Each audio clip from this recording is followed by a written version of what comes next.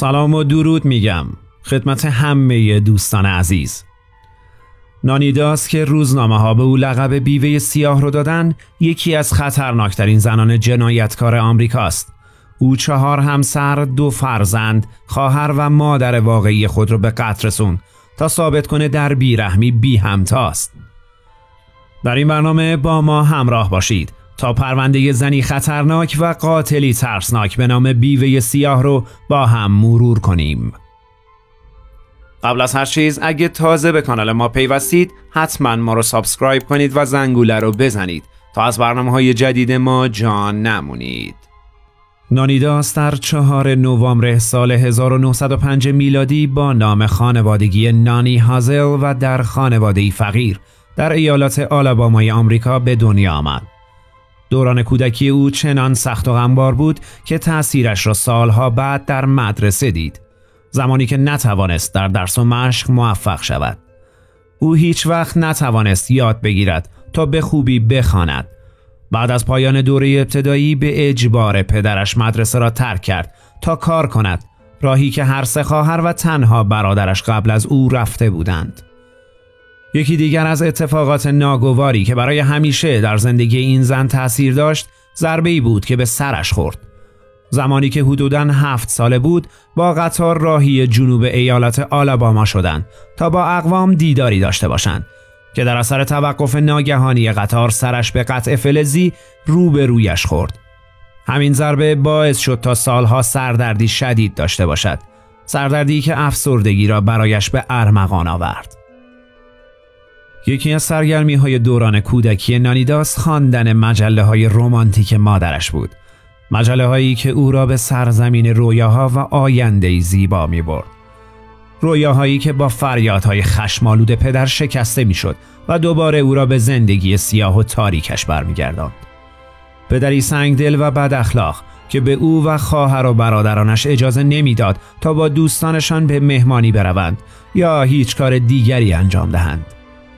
نانیداس برای اینکه از دست پدرش خلاص شود در سال 1921 میلادی و در سن 16 سالگی تن به ازدواج داد.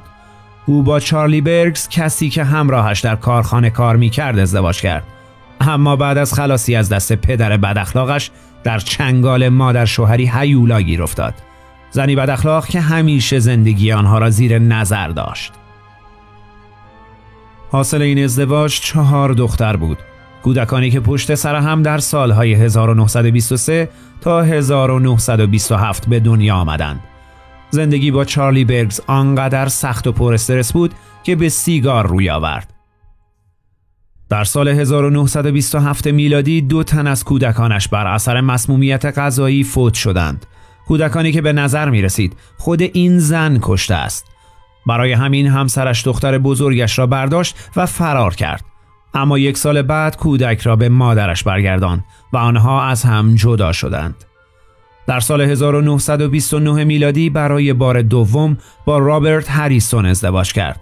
اما بعد از چند ماه فهمید همسرش به الکل معتاد است و قبل از ازدواج به کارهای خلاف زیادی دست زده است. ولی با وجود این حقایق آنها 16 سال با هم زندگی کردند.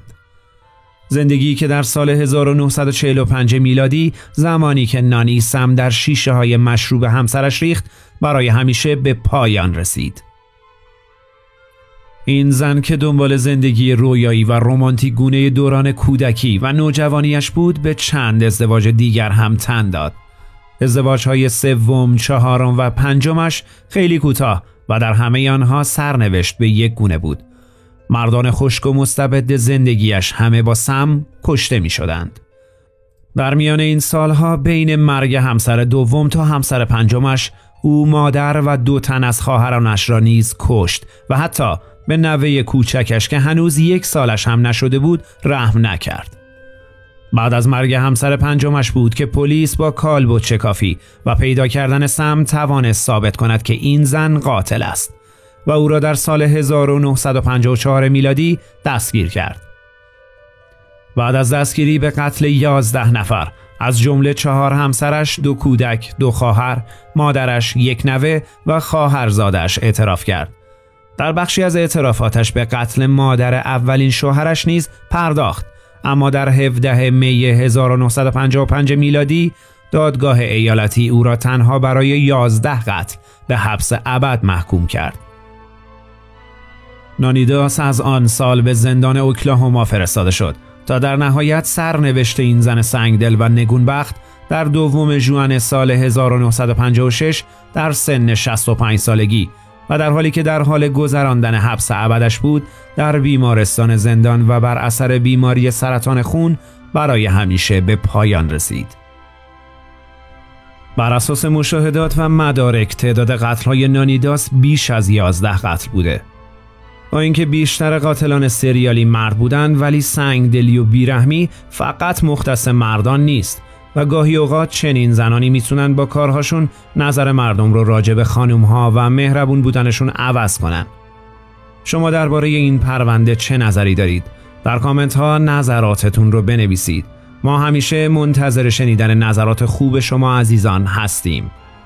فراموش نکنید برای حمایت از ما فقط کافیه مطلب رو لایک کنید و عضو کانال ما بشید تا از برنامه‌های جدید ما جا نمونید.